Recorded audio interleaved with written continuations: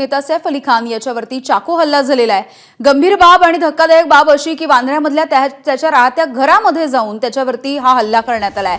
सध्या त्याच्यावरती लीलावती रुग्णालयामध्ये उपचार सुरू आहेत। त्याच्यावरती शस्त्रक्रिया झाली आहे। चाकूने त्याच्यावरती 6 वार करण्यात आले होते आणि या हल्ल्यामध्ये त्याला मानेवरती 10 सेंटीमीटर इतकी जखम झाली आहे। तर त्याच्या हात आणि पाठीवरती सुद्धा वार झाले। पाठीमध्ये जो वार करण्यात आलेला होता, जे शस्त्र खुपसण्यात आलं होतं, ते ऑपरेशन करून बाहेर काढावं लागलेलं आहे। शस्त्रक्रिया करण्यात आली पहाटेच्या वेळेला त्याच्यावरती। दरम्यान वांद्रे पोलिसांनी या प्रकरणी आता कसून चौकशी सुरू केलेली आहे। सैफ अली खानचा मोठा मुलगा इब्राहिम खानने सैफला रुग्णालयामध्ये दाखल केलं। सारा अली खान अगदी काही क्षणांपूर्वी लीलावती रुग्णालयामध्ये पोहोचलेली आहे।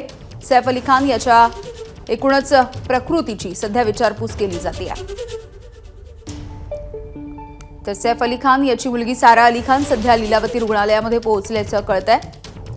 लीलावती रुग्णालयाच्या बाहेर सुद्धा पोलिसांचा बंदोबस्त आहे। सोबतच अधिक माहिती सध्या पोलिसांकडून घेणं सुरू आहे आणि एकंदरीतच अधिकची माहिती घेऊयात। अमेय राणे आमचे प्रतिनिधी आहेत आपल्या सोबत। अमेय, आता सारा अली खान सुद्धा या ठिकाणी पोहोचल्याचं कळतंय। लीलावती रुग्णालयामध्ये ती सध्या पोहोचलेली आहे।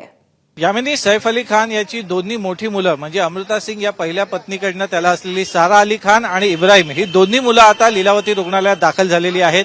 या घटनेची माहिती मिळताच त्यांनी चौकशी आणि विचारपूस सुरू केली होती आणि काही वेळापूर्वीच ही दोन्ही भावंड जी आहेत ती आता लीलावती रुग्णालयात दाखल झाली आहेत आणि ती थेट वरती ज्या मजल्यावर सैफ याला आयसीयू मध्ये ठेवण्यात आलेलं आहे तिथे गेलेली आहेत।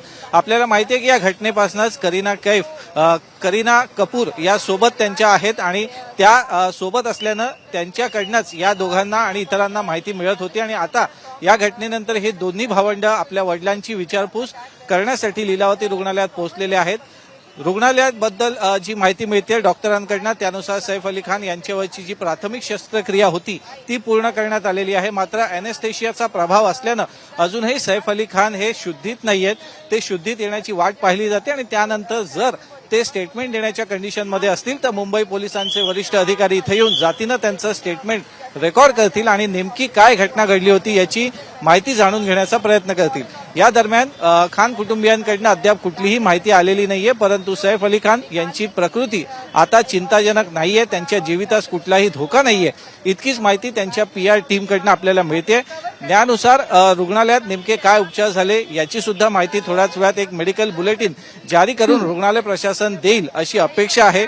परंतु तुर्तास सैफ अली खान यांच्यावरची जी प्राथमिक उपचार होते ते पूर्ण करण्यात आलेले आहेत आणि आपण बघू शकतो की पोलिसांची आता इथं मोठ्या प्रमाणात ये-जा सुरू झालेली आहे। पोलिसांचे वरिष्ठ अधिकारी आता रुग्णालयात दाखल होण्यास सुरुवात झालेली आहे, कारण की अपेक्षा अशी आहे की थोड्याच वेळात सैफ अली खान हे शुद्धीत येतील आणि त्यानंतर त्यांचं स्टेटमेंट रेकॉर्ड करण्याचा प्रयत्न जो आहे तो मुंबई पोलिसांकडून करण्यात येईल। आपण बघू शकतो की VVIP लोकांची ये-जा सुरू आहे।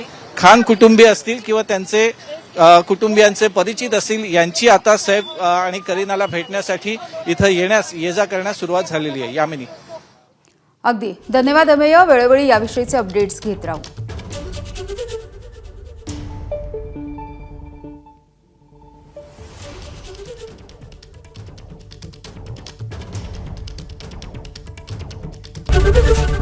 ABP माझा, उघडा डोळे बघा नीट।